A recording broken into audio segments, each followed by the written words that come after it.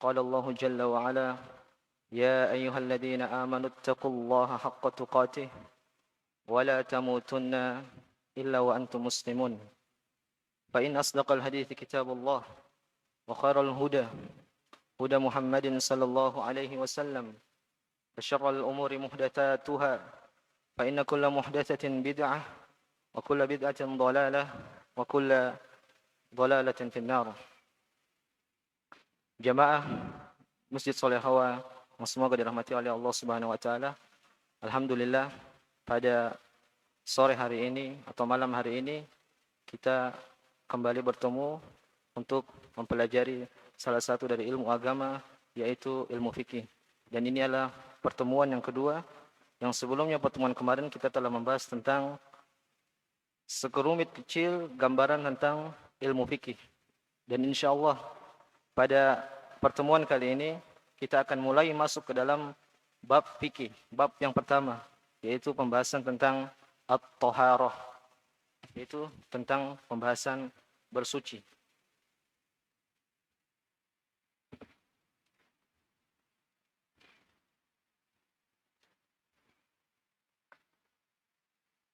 Kenapa thaharah selalu di buku-buku fikih dimunculkan di awal, di bab paling pertama?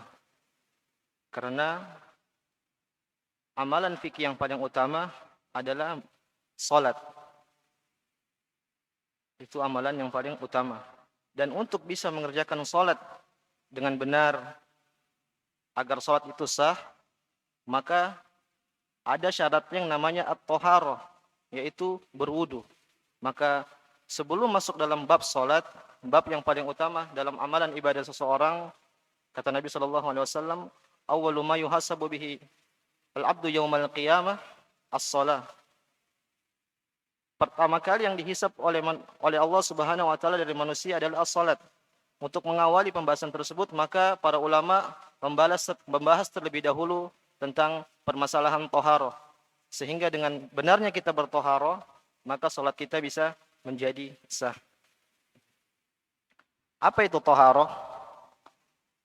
Thaharah secara umum yaitu raf'ul hadath wa zawalul khabas, yaitu mengangkat hadas dan secara istilah. Adapun secara bahasa, thaharah itu bersuci atau bersih. Secara bahasa adalah, jadi Anda tulis di sini, lihat. Thaharah kalau secara bahasa dia itu berarti bersih atau bersuci. Ini berkaitan makna thaharah secara bahasa. Di sini disebutkan oleh muallif atau penulis bahwasanya thaharah itu ada dua macam. Thaharah ada dua macam. Yang pertama adalah thaharah ma'nawiyah. Thaharah ma'nawiyah. Adapun yang kedua yaitu thaharah hissiyah. Thaharah ma'nawiyah maksudnya adalah thaharah yang abstrak. Kalau kita bahasa Indonesia kan berarti abstrak. Adapun hissiyah konkret. Dia terlihat. Kita mulai dari pembahasan thaharah ma'nawiyah. Apa itu thaharah ma'nawiyah? Disebutkan oleh muallif di sini, taharatun ma'nawiyah wa hiya taharatul qalbi minasyirki wal ma'asi wa kulli ma rana alaih. Taharah ma'nawiyah adalah mensucikan hati dari syirik dan maksiat-maksiat dan segala hal yang bisa mengotori hati. Jadi taharah ma'nawi artinya adalah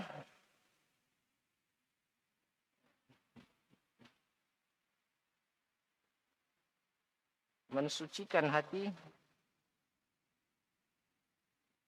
dari kotoran-kotoran yang mengotorinya.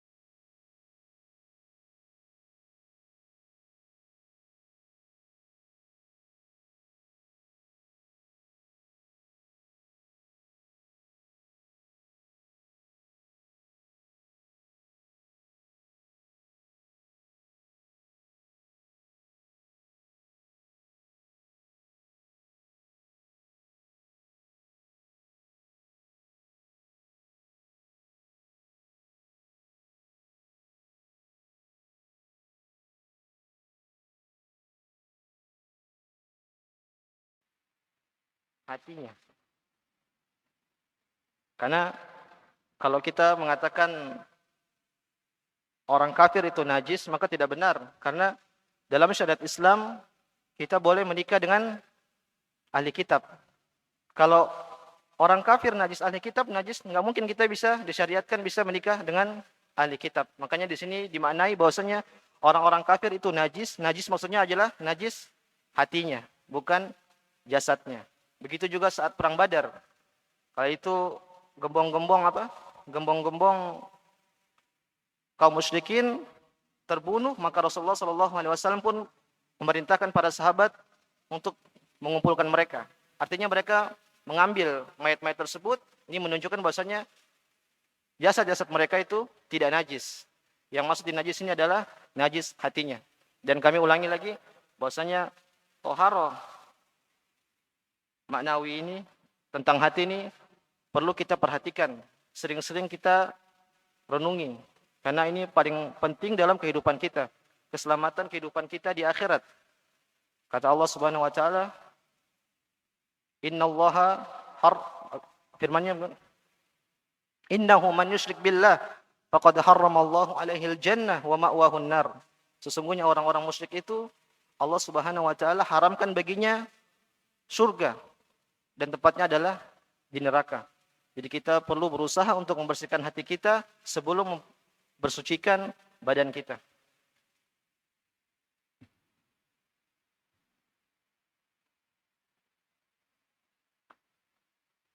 Kemudian yang kedua yaitu berkaitan dengan toharoh hissiyah. Apa itu toharoh hissiyah?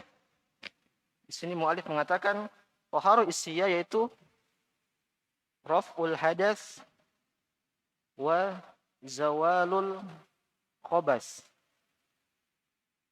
Apa itu raf'ul hadas wa zawalul khobas? Artinya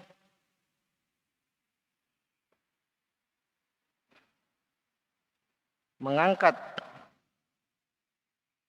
hadas dan menghilangkan khobas. Khobas itu najis. Jadi toharo secara hissiyah maknanya adalah raf'ul hadath wa zawalul khobas. Maksudnya itu mengangkat hadas dan menghilangkan najis. Sekarang pertanyaannya, apa itu hadas dan apa itu najis? Kalau najis mungkin sebagian kita sudah tahu bahwasanya najis itu ya kotoran yang najis. Adapun hadas itu adalah di sini beliau mengatakan wa huwa wasfun qaimun bil badan yamna'u minas shalah wa nahwiha mimma yushtaratu lahu at-taharah.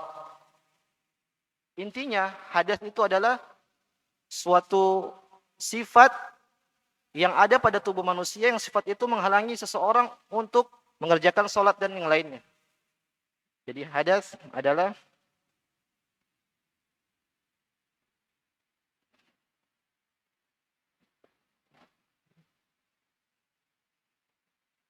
suatu sifat yang ada pada diri manusia yang sifat tersebut menghalangi seseorang dari salat. Ini makna hadas. Oleh karenanya hadas itu ada 3 macam. Di sini disebutkan bahwasanya ada hadas akbar dan ada hadas asghar. Di sini beliau mengatakan wal murad bil ittifa'il hadath izalatul wasfil mani' minas shalah bi isti'malil ma' fi jami'il badan in kana hadath akbar.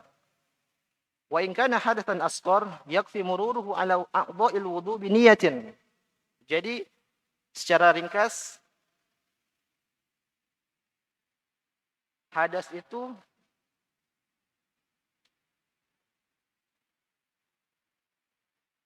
ada 2. Yang pertama itu hadas besar dan hadas kecil.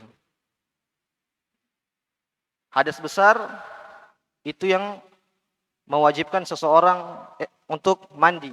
Contohnya misalnya junub atau haid dan yang lainnya. Adapun hadas kecil yaitu seseorang yang wajib dengannya yaitu menghilangkannya dengan wudu. Jadi ini maksudnya mandi, kalau ini berwudu. Misalnya orang buang air kecil atau buang air besar. Jadi kita kembali bahwasanya makna taharah yaitu raf'ul hadas, yaitu mengangkat hadas. Jika terdapat hadas di tubuh kita itu hadas besar, misalnya kita junub atau bagi wanita dia sedang haid dan bersih dari haid, maka untuk bersuci dari hadas besar itu dia harus mandi. Mandi besar atau mandi junub. Adapun kalau hanya buang air kecil atau buang air besar yaitu hadas kecil, maka wajib dia hanya untuk berwudu aja, jadi berwudu.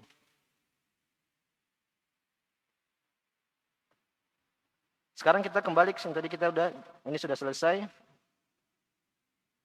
Sekarang wazawalul khabas, yaitu menghilangkan najis.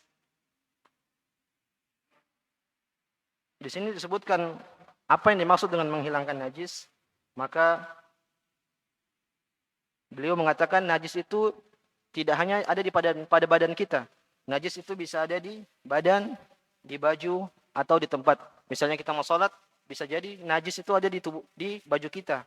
Bisa juga ada di tempat sholat kita, atau bisa jadi juga di tempat, badan, baju, dan tempat. Najis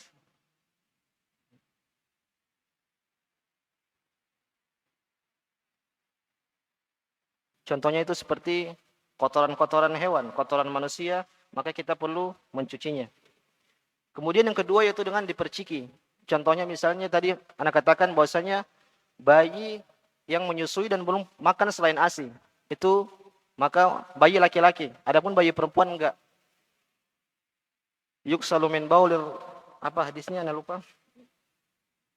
Yuksalu min baulil jariyah wa yurashu min baulil gulam.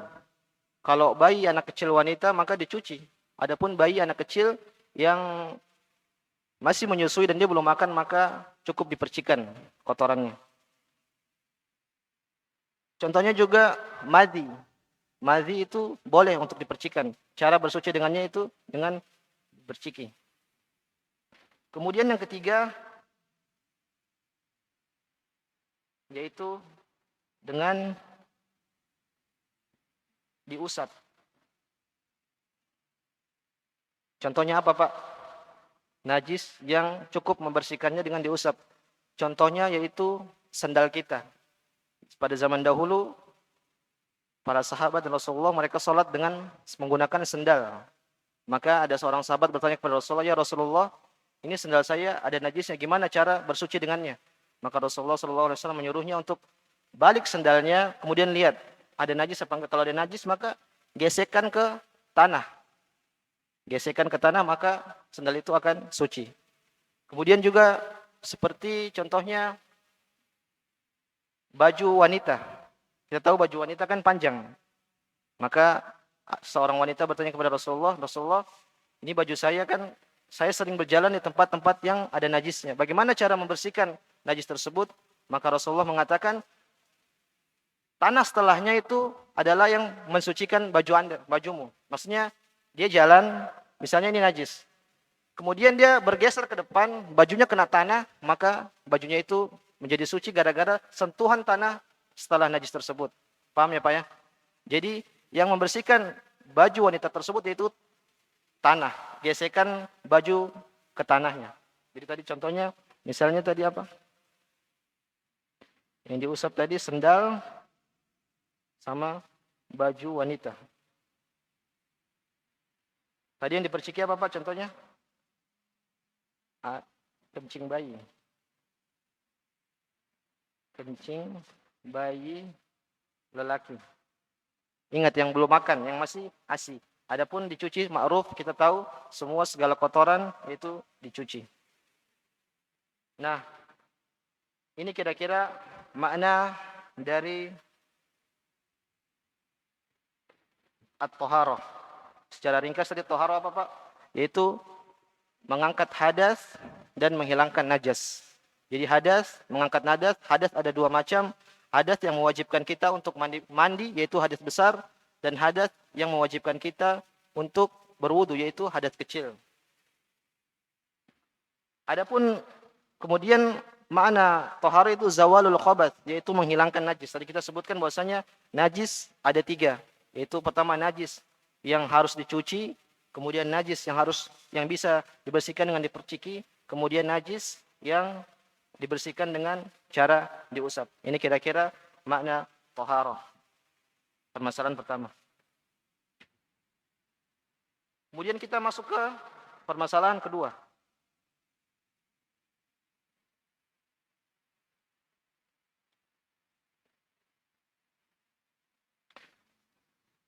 Thaharah itu membutuhkan media.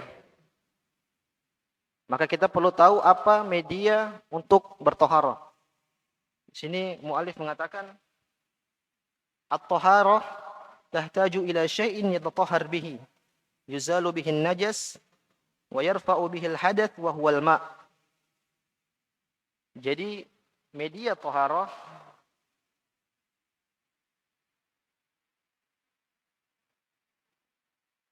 secara umum ada dua. Yang pertama itu media asal. Yang kedua media pengganti. Apa media asalnya, Pak?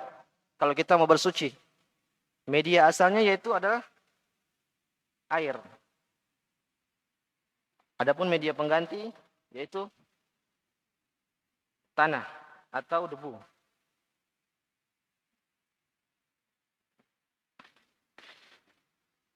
Ada kaidah dalam syariat bahwasanya dalam masalah ini bahwasanya jika ada media asal maka kita tidak boleh berpindah ke media pengganti. Anda tulis tidak boleh berpindah ke media pengganti kalau ada media asal. Artinya begini, kalau ada air, kita mau berwudu, jangan kita bertayamum. Jadi pakai tanah kan bertayamum. Bahkan kalau kita ada air, kemudian kita bertayamum, maka toharo kita tidak sah. Kita harus berada ke toharo, ke media yang asal.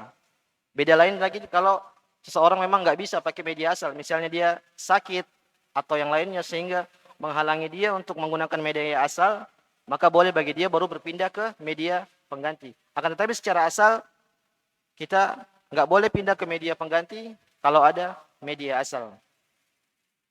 Di sini disebutkan media asal yaitu air. Terus air bagaimana yang bisa kita gunakan untuk bertoharoh? Di sini beliau mengatakan wal ma'ut tahur wa huwa at-tahir fi dzatihi al-mutahhir li ghairihi. Air yang bisa digunakan untuk bersuci yaitu air yang zatnya adalah suci dan dia juga mensucikan yang selainnya. Jadi air yang suci dan mensucikan. Wa huwal baqi ala asli hilqatihi. Maksudnya itu air yang tetap pada asal penciptaannya. Seperti air yang turun dari langit, misalnya hujan, dhaubus saluj wal barad. Dhaubus saluj itu maksudnya lelehan salju, kemudian al-barad, kemudian itu embun, atau air yang mengalir di tanah, misalnya kama'il anhar, seperti sungai, air sungai, wal uyun yaitu air mata air, wal abar yaitu air sumur, wal bihar yaitu air laut. Jadi Yang dimaksudkan di sini dengan air maksudnya adalah air yang tetap pada asal penciptaannya. Air maksudnya di sini apa? Air yang tetap pada asal penciptaannya. Contohnya tadi beliau mengatakan air yang turun dari langit. Seperti hujan, lelehan salju, embun. Kemudian juga air yang mengalir di tanah.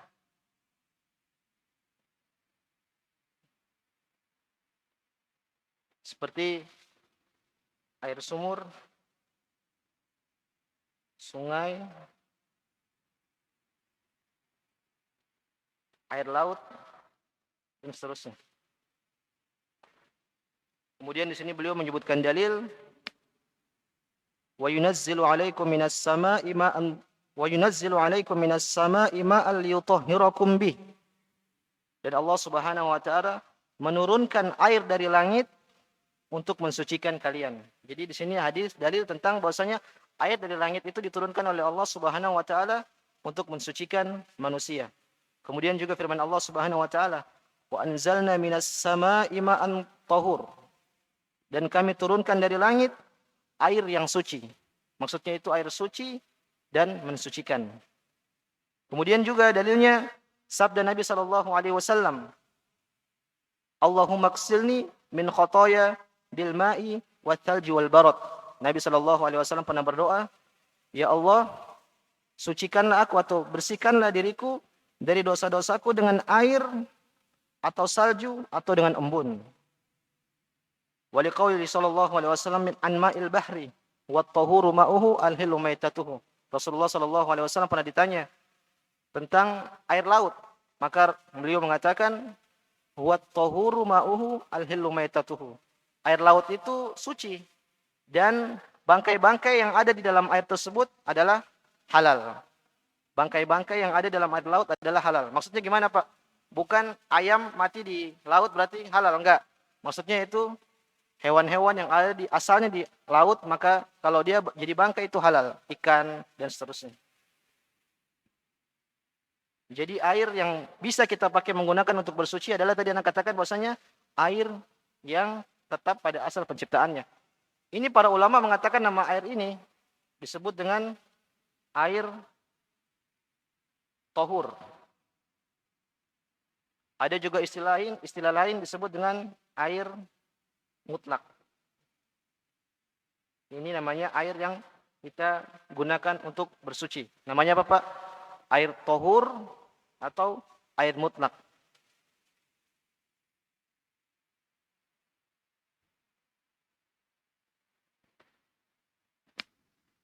Kemudian di sini beliau mengatakan, "Wala tahsulut taharatu bima'in ghairil ma'." Taharah tidak bisa didapatkan dengan zat-zat cair selain air. Jadi kita perlu bedakan, Pak.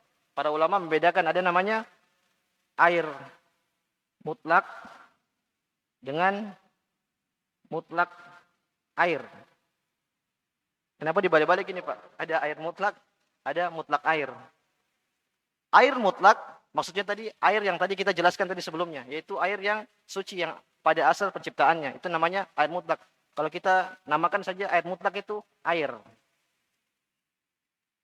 Adapun mutlak air itu adalah zat cair. Contohnya apa, Pak? Santan, bensin, air kelapa, air lemon, itu namanya bukan air, tapi zat cair.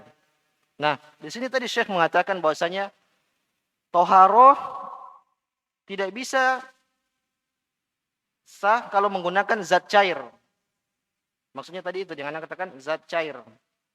Seperti beliau contohkan di sini, kalkhol, yaitu cuka. Cuka kan zat cair. Kemudian benzin, bahasa Arabnya benzin.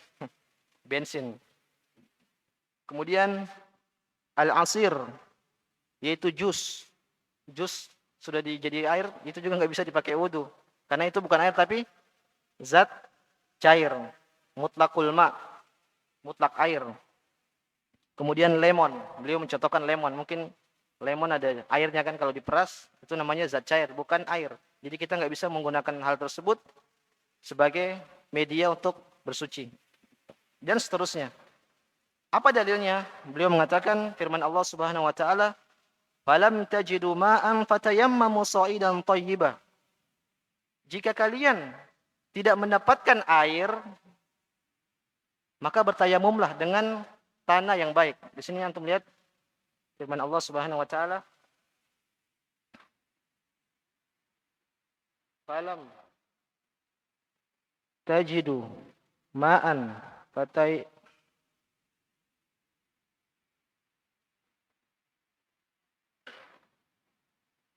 sha'idan thayyiban."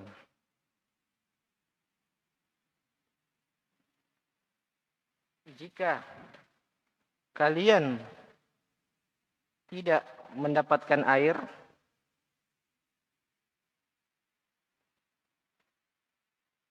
maka bertayamumlah. Artinya kalau di sini Allah Subhanahu wa taala tidak mengatakan kalau tidak ada air pakai zat cair. Kalau tidak ada air, pindah ke zat cair yang lain, misalnya kayak tadi, pakai air kelapa atau yang lainnya. Tapi enggak. Allah Subhanahu wa taala mengatakan kalau enggak dapat air, maka berpindah ke media apa tadi Pak? Ada media dua tadi, media pengganti, yaitu tanah. Maka kalau enggak ada air, kita berpindah ke media pengganti, yaitu kita bertayamum. Terus beliau mengatakan falau kanat at-taharatu tahsulu bima'in ghairil ma' lanaqala adimul ma' ilaihi wa lam yanqul ila turab. Ini beliau mengatakan kalau seandainya memang bisa kita bertoharo dengan selain air, misalnya zat cair tadi, maka Allah pasti akan mengatakan berpindah ke tersebut, tidak langsung berpindah kepada media pengganti, yaitu ke tanah. Jadi perlu kita ketahui bahwasanya pembahasan yang kedua ini yaitu berkaitan dengan media toharo. Jadi kita sebutkan bahwasanya media toharo ada dua macam, yaitu yang pertama yaitu media asal. Apa itu media asal? Media asal adalah air. Kemudian yang kedua yaitu media pengganti. Media pengganti yaitu tanah. Dan kaidah menunjukkan bahwasanya kalau ada media asal, maka kita tidak boleh berpindah ke media pengganti, kecuali memang kita tidak bisa menggunakan media tersebut. Misalnya kita sakit, kalau kita menggunakan air, bisa jadi sakit kita tambah parah, maka kita berpindah ke media pengganti yaitu tanah. Adapun air yang digunakan untuk bertoharo, maka air tersebut adalah namanya air yang tetap pada asal penciptaannya. Contohnya tadi seperti air yang turun dari langit, misalnya air hujan, embun, atau tetesan salju, lelehan salju. Kemudian air yang mengalir di tanah, misalnya tadi air sumur, air sungai, air laut, mata air, dan seterusnya. Kemudian juga kita bahas bahwasanya air tadi yang bisa dikeluarkan tohara itu namanya air tohur atau air mutlak. Jadi kesimpulannya bahwasanya air yang dipakai untuk bersuci namanya adalah apa? Air apa Pak? Air mutlak atau tohur. Ini namanya air yang kita pakai untuk bersuci, untuk berwudu, untuk mandi, dan seterusnya, untuk bertohara. Intinya namanya air tohur. Sekarang pembahasan ketiga.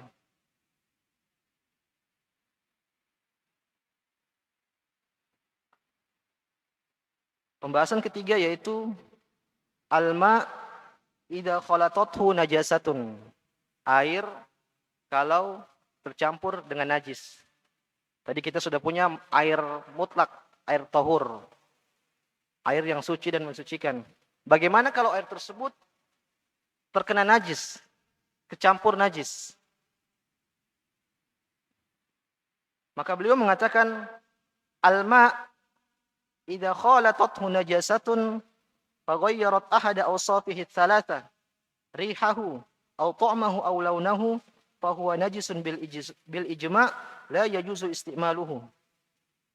Air, tadi kita katakan air mutlak atau air tahur, jika tercampur dengan najis, kemudian air tersebut berubah 3 sifat.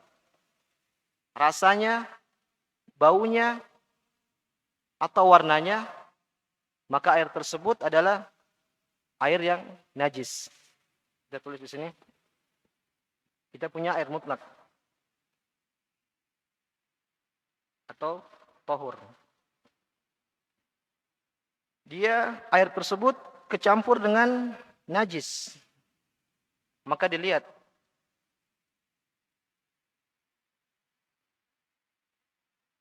kita lihat rasanya. Rasa, bau, dengan warna. Kalau salah satu dari 3 sifat ini dia berubah, maka air tersebut berubah menjadi air najis. Tadi kita katakan ini air suci, asalnya air suci. Air tahur tadi air suci. Tapi kalau dia kecampur najis, maka kita lihat rasanya gimana. Coba dirasa dikit. Kalau berubah, berarti bukan air suci. Kemudian bau atau warna. Salah satu dari ketiga ini berubah, maka kita pastikan bahwasanya air tersebut adalah air yang najis. Ini mau banyak atau sedikit? Banyak ataupun sedikit ataupun banyak, kebaliknya.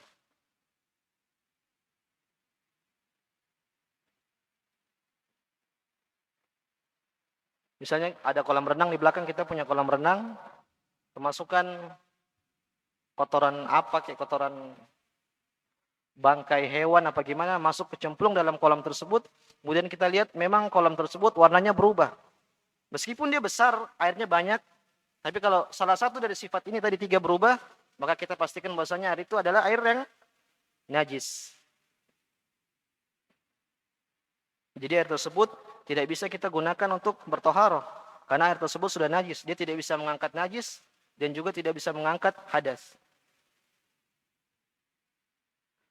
Amma in khalatatun najasah walam tughayyir ahad awsafihi. Akan tetapi kalau ini air, contohnya. Air kalau kecemplung najis,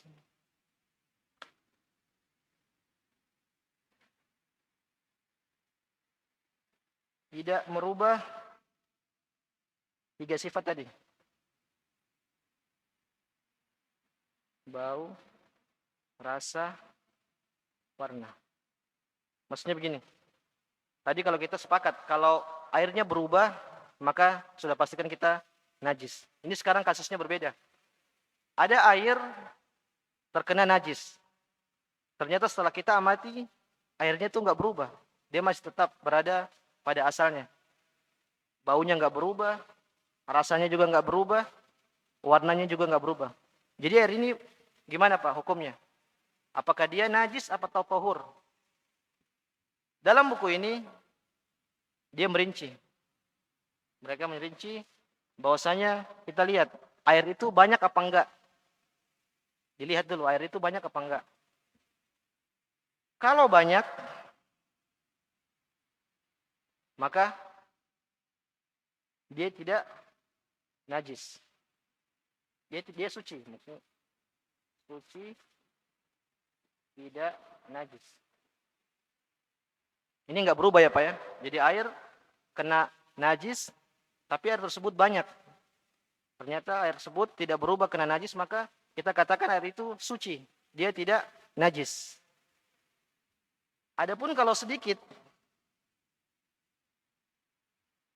air 1 ember misalnya, terus kena najis dikit masuk ke ember tersebut, meskipun air tersebut nggak berubah, masih tetap baunya tetap nggak berubah, rasanya nggak berubah, warnanya nggak berubah, maka air tersebut hukumnya apa Pak? Dalam buku ini mereka mengatakan bahwasanya air itu tetap najis. Ana ulangi, air, pertama tadi air, kalau terkena najis, sedikit ataupun banyak, kalau sifat-sifatnya berubah, maka kita sepakat bahwasanya airnya adalah najis. Mau sedikit atau banyak. Adapun kalau air terkena najis, akan tetapi air tersebut tidak berubah. Baunya enggak berubah, rasanya enggak berubah, warnanya enggak berubah, maka kita lihat dirinci. Kalau ternyata airnya sedikit, maka air tersebut adalah air najis. Kalau airnya banyak, berarti airnya tidak najis, tetap suci. Sekarang timbul pertanyaan, apa patokan menentukan banyak dan sedikitnya air? Ya kan tadi kita bilang airnya banyak, airnya sedikit. Setiap orang punya persepsi, air banyak, satu ember juga banyak. Ternyata di sini para ulama mengatakan bahwasanya ukuran air yang banyak itu adalah air 2 kullah.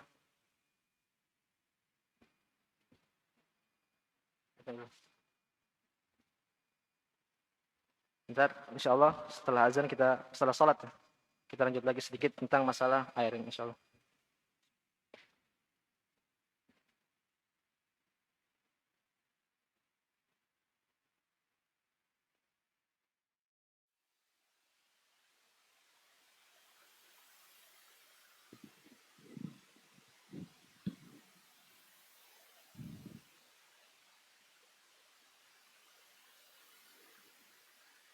Allahu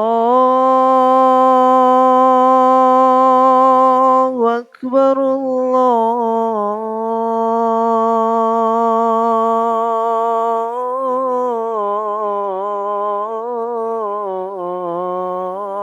Akbar.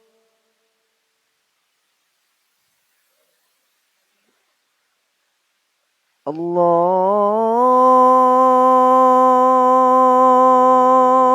Akbar, Allahu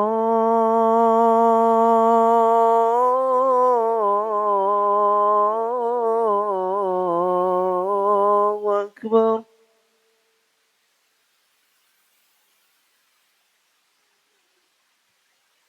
أشهد أن لا إله إلا الله.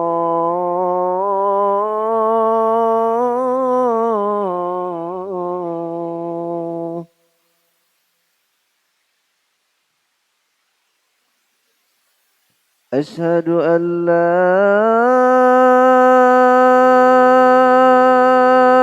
إله إلا الله.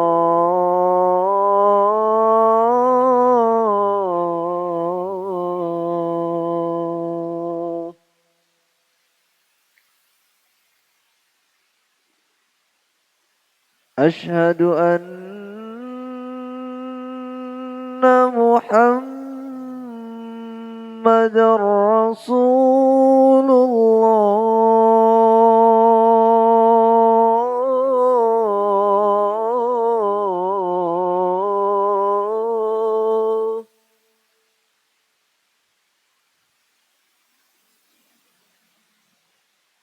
أشهد أن محمد رسول الله.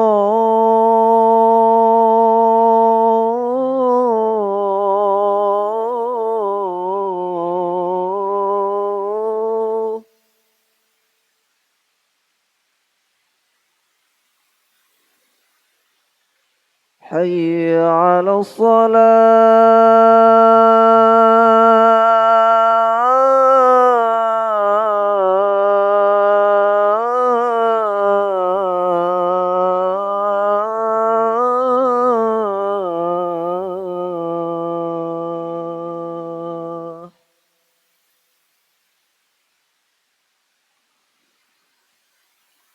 حي على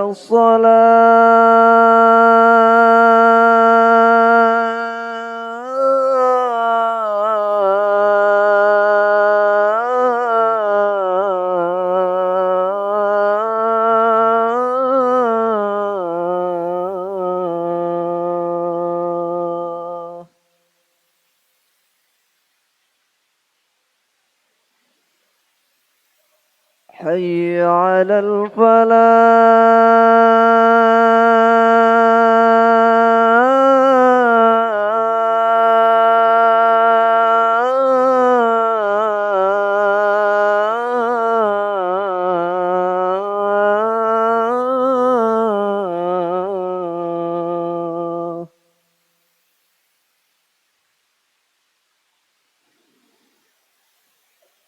حي على الفلاح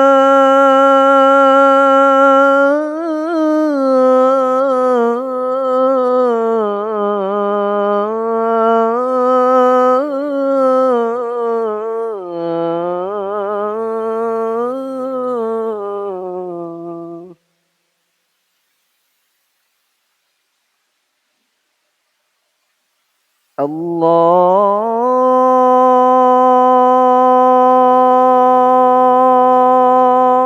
أكبر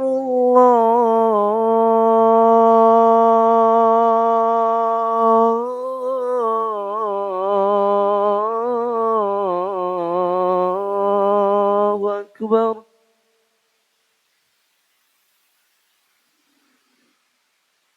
لا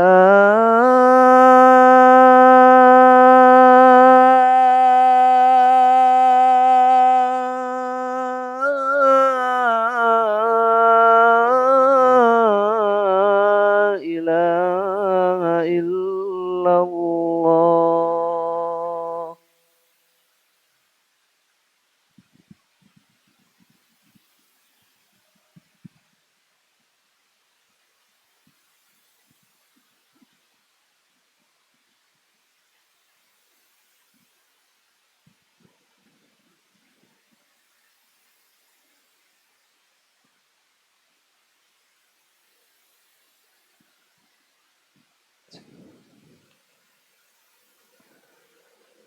الله أكبر الله أكبر أشهد أن لا إله إلا الله أشهد أن محمدا رسول الله حي على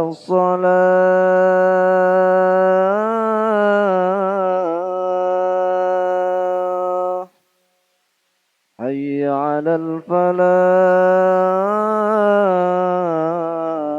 الفلاح قد قامت الصلاة قد قامت الصلاة الله أكبر الله أكبر لا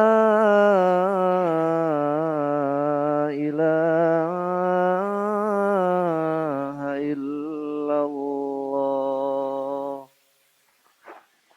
Sawu sufufakum, mohon diluruskan dan dirapihkan safnya.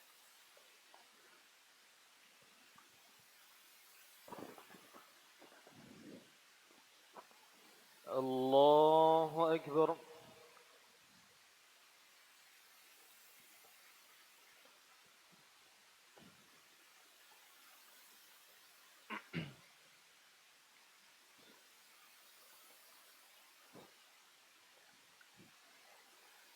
بسم الله الرحمن الرحيم الحمد لله رب العالمين الرحمن الرحيم مالك يوم الدين إياك نعبد وإياك نستعين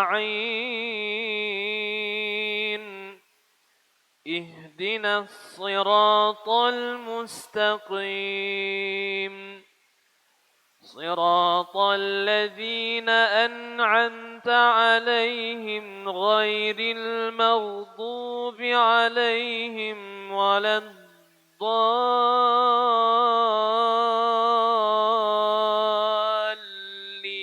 الضالين آمين بسم الله الرحمن الرحيم سبح اسم ربك الأعلى الذي خلق فسوى والذي قدر فهدى والذي أخرج المرعى فجعله غثاء أحوى سنقرئك فلا تنسى إلا ما شاء الله إنه يعلم الجهر وما يخفى ونيسرك لليسرى فذكر إن نفعت الذكرى سيذكر من يخشى ويتجنبها الأشقى الذي يصلى النار الكبرى ثم لا يموت فيها ولا يحيا قد أفلح من تزكى وذكر اسم ربه فصلى بل تؤثرون الحياة الدنيا والآخرة خير وأبقى إن هذا لفي الصحف الأولى صحف إبراهيم وموسى الله أكبر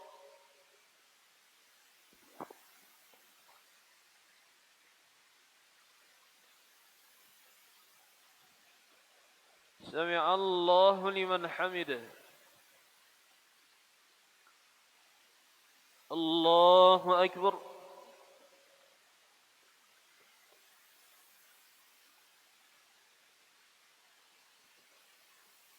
الله أكبر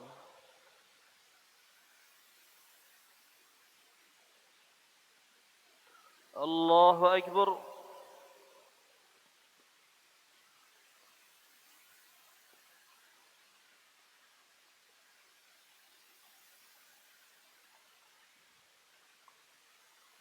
الله أكبر بسم الله الرحمن الرحيم الحمد لله رب العالمين الرحمن الرحيم مالك يوم الدين إياك نعبد وإياك نستعين اهدنا الصراط المستقيم صراط الذين أنعمت عليهم غير المغضوب عليهم ولا الضالين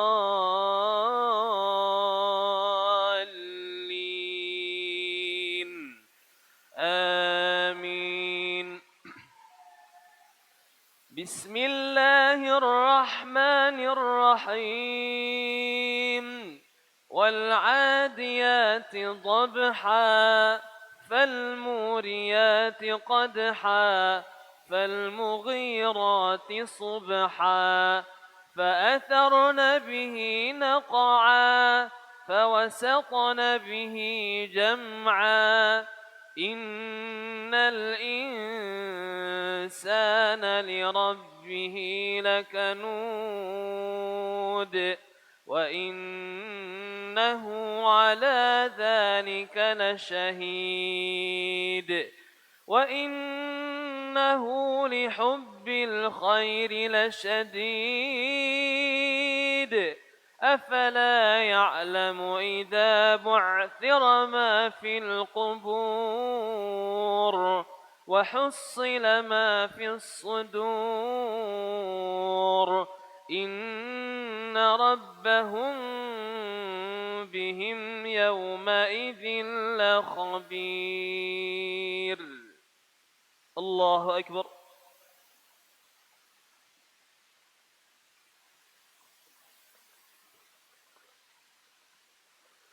سمع الله لمن حمده. الله أكبر.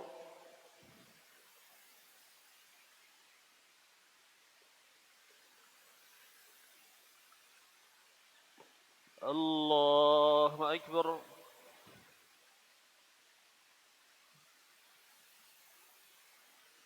الله أكبر.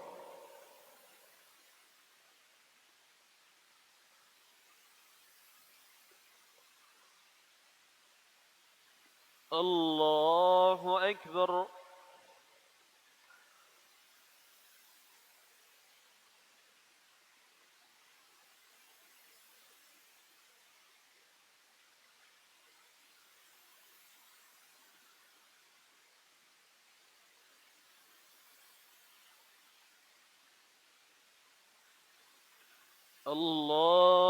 الله أكبر.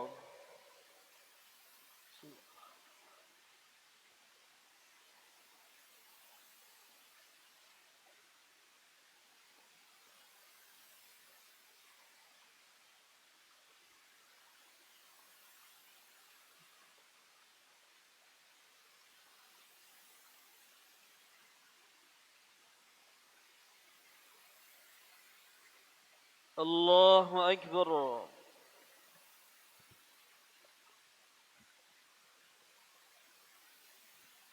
سمع الله لمن حمده. الله أكبر.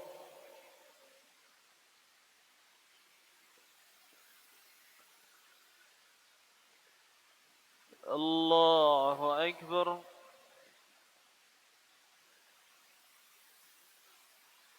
الله أكبر.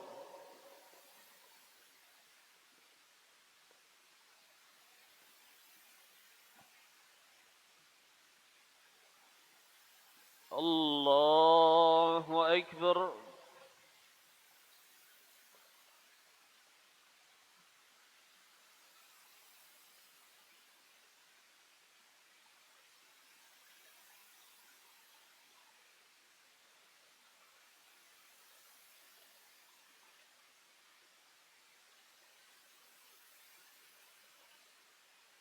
الله أكبر.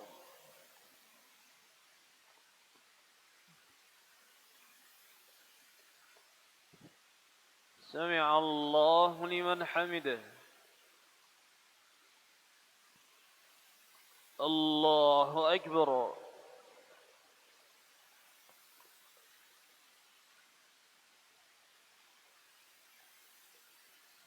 الله أكبر.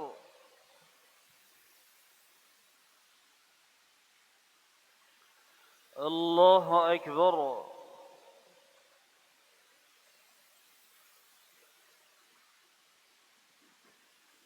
الله أكبر.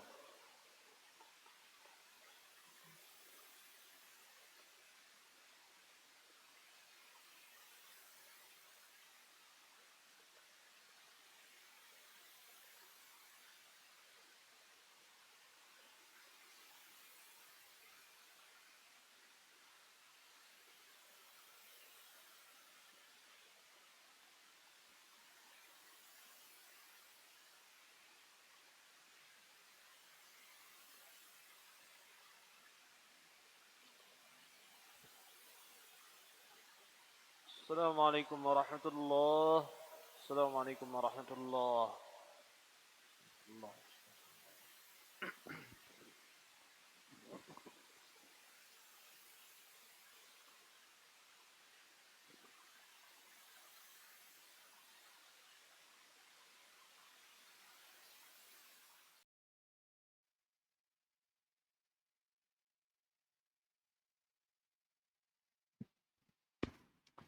Bismillahirrahmanirrahim. Alhamdulillahirabbil alamin wassalatu wassalamu al-atammanil akmalani 'alal mab'uutsi rahmatan lil alamin wa 'ala alihi wa ashabihi ajma'in. Para jemaah, semoga dirahmati oleh Allah Subhanahu wa taala. Kita melanjutkan sedikit. Tadi kita sampai pada pembahasan bahwasanya bagaimana jika air terkena najis. Tadi kita sebutkan bahwasanya air walaupun dia sedikit ataupun banyak, jika terkena najis, kemudian ada salah satu dari 3 sifat yang berubah, maka kita katakan air tersebut adalah air yang najis. Air jika terkena najis kemudian merubah salah satu dari 3 sifat, maupun air tersebut banyak ataupun sedikit, maka air tersebut adalah najis. Kenapa? Karena ketiga sifat yang kita sebutkan tadi, bau, rasa atau warna berubah, maka dia najis. Ini kesepakatan para ulama, ijma ulama. Akan tetapi masalahnya gimana kalau air terkena najis, kemudian air tersebut tidak berubah warnanya, tidak berubah rasanya, dan juga tidak berubah baunya. Maka dalam buku ini muallif mengatakan, dilihat di tafsir. Kalau airnya sedikit, maka kita katakan air tersebut adalah air yang najis. Akan tetapi kalau airnya banyak, maka kita katakan air tersebut suci, tidak najis. Apa ukuran dari banyak dan sedikit? Mereka mengatakan bahwasanya ukuran banyak dan sedikit itu adalah patokannya 2 kullah. Dalam istilah fikih namanya 2 kullah. Ini berdasarkan Nabi sallallahu alaihi wasallam, "Idza balagul ma'u qullatain lam yahmilil khabas." Air kalau sudah mencapai 2 kullah, kata Nabi sallallahu alaihi wasallam, maka dia tidak akan terkena najis. Ini sabda Nabi sallallahu alaihi wasallam. Air kalau sudah mencapai 2 kullah, maka dia tidak akan terkena najis. 2 kullah di sini disebutkan oleh muallif, 1 kullah itu sekitar 160 liter. Itu 1 kullah. 160,5. Jadi kalau 2 kullah kira-kira berapa? 320 ya. Sekitar segitu. Tapi ada sebagian ulama lagi lebih sedikit. 2 kullah itu 200 liter. Sekitar 200-an liter. 2 kullah. Kalau dalam buku ini kita katakan bahwasanya beliau mengatakan 2 kullah itu sekitar 320 liter. Tapi sebagian ulama seperti Syekh Zuhaili, beliau mengatakan sekitar 200 liter. Kalau kita mau berhati-hati ya, kita anggap aja 200 liter. Itu air, patokan air banyak. Jadi menurut buku ini beliau mengatakan bahwasanya dia bedakan antara air dan banyak. Kenapa hadisnya? Kalau air sudah mencapai 2 kullah, maka tidak akan terkena najis. Maka pemahaman kebalikan dari hadis ini, kalau air kurang dari 2 kullah, terkena najis, maka airnya najis. Paham ya? Nabi mengatakan, air jika telah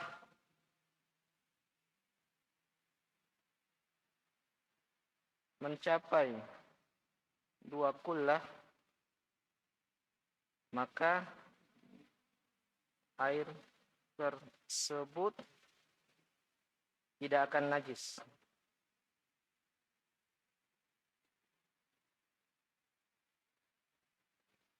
Air jika telah mencapai 2 kullah, tadi kita katakan berapa? Pakai aja anggap 200 liter. Maka air tersebut tidak terkena najis. Maksudnya bagaimana kalau najis masuk, kemudian nggak merubah sifat-sifatnya, maka dia tetap suci. Kalau dia berubah, mau 2 kullah, mau 5 kullah, 10 kullah, kalau sifatnya berubah berarti najis. Nah, dengan pemahaman hadis ini, mereka mengatakan bahwasanya air kurang dari 2 kullah,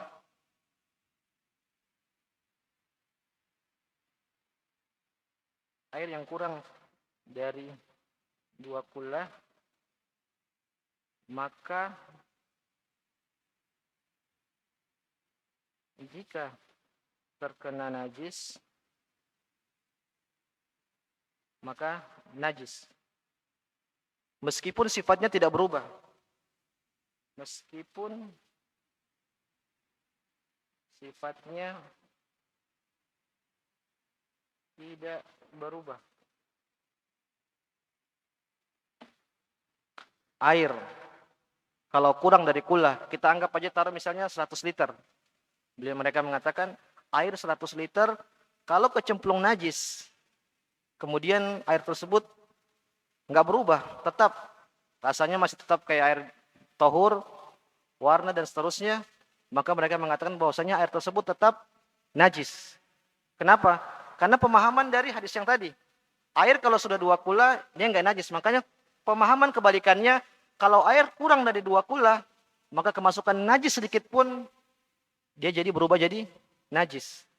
Jadi menurut buku ini, kalau kita punya air 1 bak, misalnya taruhlah 100 liter. 100 liter itu tadi kalau kita bawa ke kula berarti sedikit kan? Karena ukuran banyak itu lebih dari 200 liter. Kita punya air 100 liter. Kecemplung mungkin kotoran hewan yang najis kecil aja. Plung. Maka menurut buku ini air tersebut adalah air apa? Air najis. Paham Pak ya? Menurut buku ini begini. Kan tetapi ini masalah khilaf para ulama.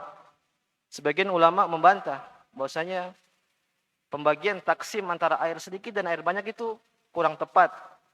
Karena ada dalil lain mengatakan bahwasanya innal ma'a tahurun la yunajjisuhu syai'. Bahwasanya air itu asalnya suci. Dia tidak akan dinajiskan. Maksudnya gimana? Air mau sedikit ataupun banyak, kalau dia kecemplung air, kecemplung apa tadi? Najis walaupun sedikit, kita lihat sifatnya tadi. Kalau sifatnya dia berubah, maka kita kan dia najis. Kita katakan dia najis. Tapi kalau sifatnya nggak berubah, walaupun walaupun dia kemasukan najis, maka kita katakan air ini tetap suci. Jadi pendapat ini sebagian dibantah oleh sebagian para ulama. Mereka mengatakan bahwasanya kita lihat itu patokannya adalah 3 sifat tadi. 3 sifat. Mereka bilang pemahaman tentang air sedikit dan air banyak itu kurang tepat. Sekarang kita lihat misalnya kayak tadi, kasus tadi. Kita punya air 100 liter. Kecemplung satu najis kecil. Masa kita katakan air tersebut adalah air yang najis. Padahal dia nggak berubah. Tidak berubah sedikit pun dari 3 sifat tersebut. Maka mereka mengatakan bahwasanya taksim pembagian antara sedikit dan banyak itu perlu dilihat. Mereka berpendapat, ini pendapatnya dari Imam Malik rahimahullahu ta'ala dan dipilih oleh Syekhul Islam Ibnu Taimiyah rahimahullahu ta'ala. Mereka mengatakan kita patokannya adalah 3 sifat. Mau banyak atau sedikit. Kalau dia kecemplung air, maka kita lihat 3 sifat tersebut. Lalu bagaimana membantah hadis idza balagul ma'u qullatan minal khabas? Bagaimana membantah hadis tentang yang tadi dipakaikan dalil bahwasanya air itu ada sedikit dan air banyak. Kita katakan bahwasanya air dan sedikit dan banyak itu berdasarkan pemahaman. Nabi enggak pernah bilang qullatain, maksudnya itu banyak itu sedikit. Itu berdasarkan pemahaman bahwasanya kalau air kurang dari qullatain kena najis berarti najis. Itu kan bukan sabda Nabi tapi pemahaman dari dibalik hadis tersebut. Paham enggak, Pak? Itu namanya pemahaman kebalikannya. Kalau dalam istilah fikih namanya usul fikih mafhum mukhalafah. Akan tetapi ada dalil sebelahnya. Satu dalil datang sesungguhnya air itu suci dan tidak akan disucikan. Dibantah dengan dalil innal ma'a tahurun la yunajjisuhu syai'.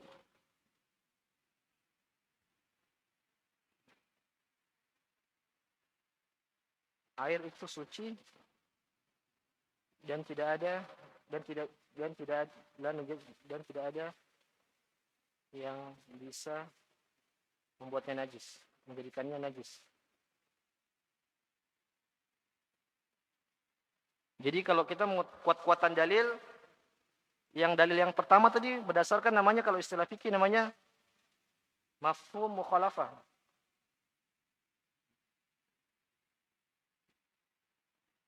Pemahaman kebalikannya.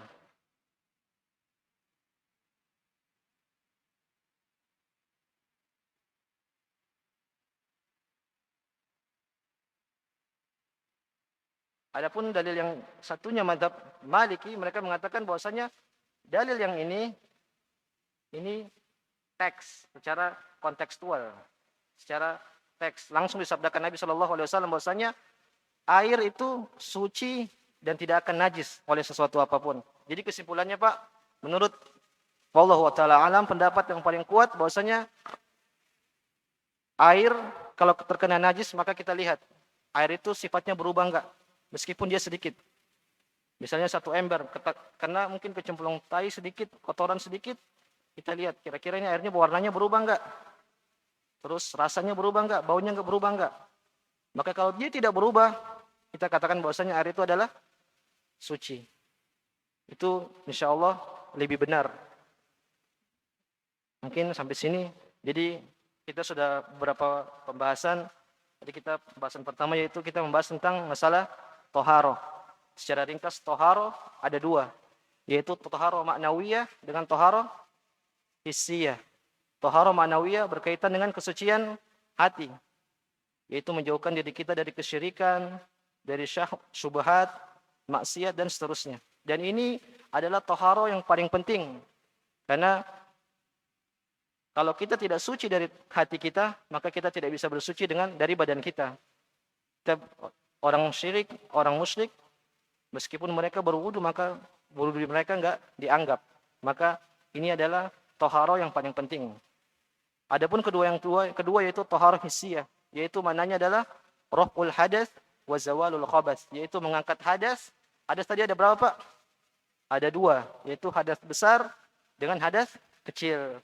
Hadas besar contohnya misalnya junub atau wanita haid, dan hadas kecil yaitu buang air kecil, buang air besar. Maka kalau hadas besar, cara bertoharohnya dengan mandi.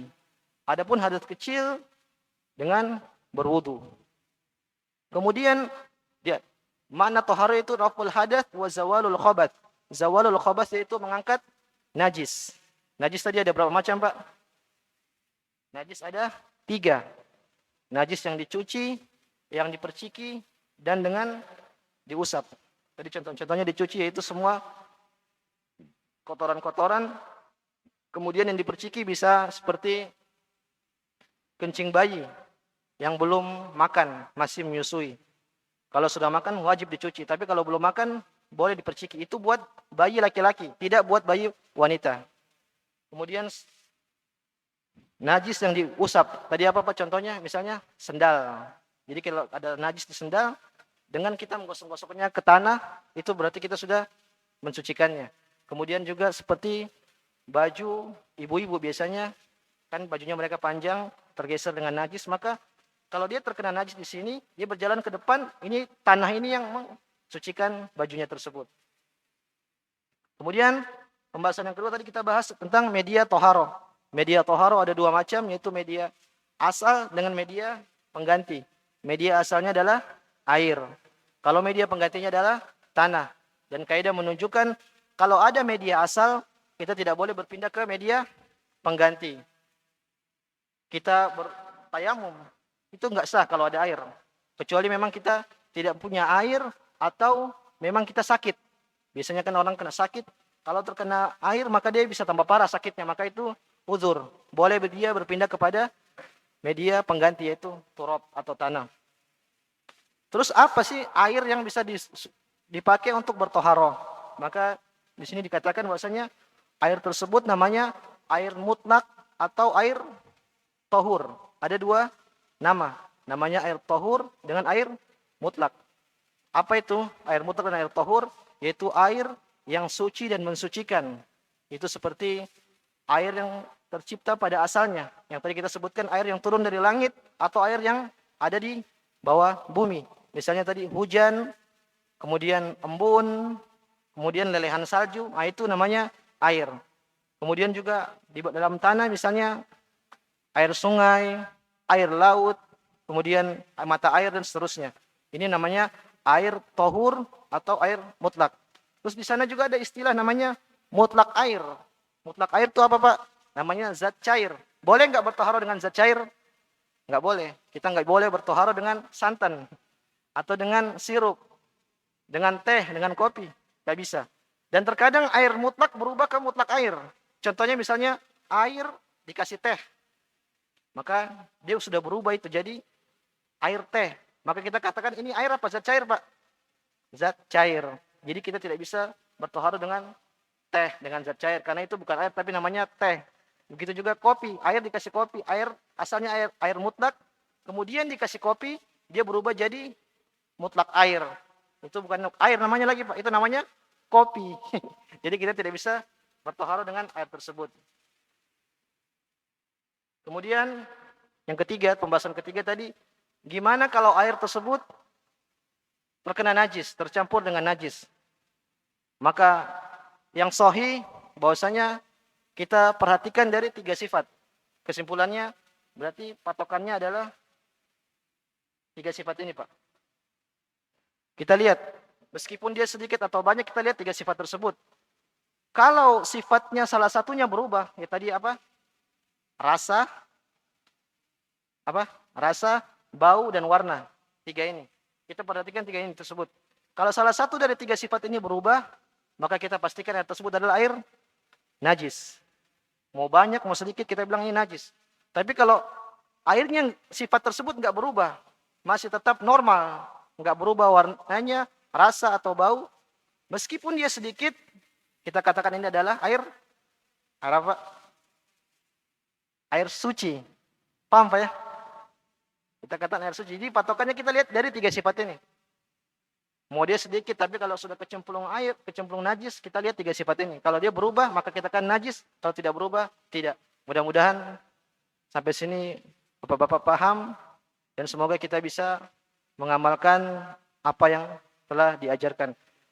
Kurang lebihnya, ana mohon maaf jika ada kesalahan, ana akan rujuk dari kesalahan, dan kalau ada kelebihan, mungkin ini datang dari Allah Subhanahu wa taala.